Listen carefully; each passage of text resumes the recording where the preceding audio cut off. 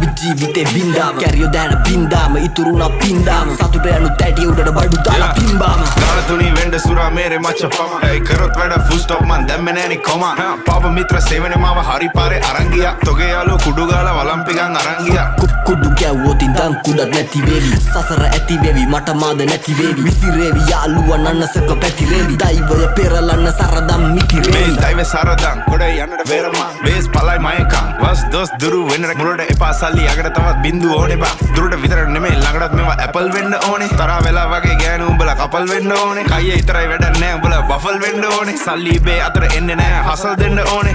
මුන්ට කියලා දීලා පුකක් දෙන්න ඕනේ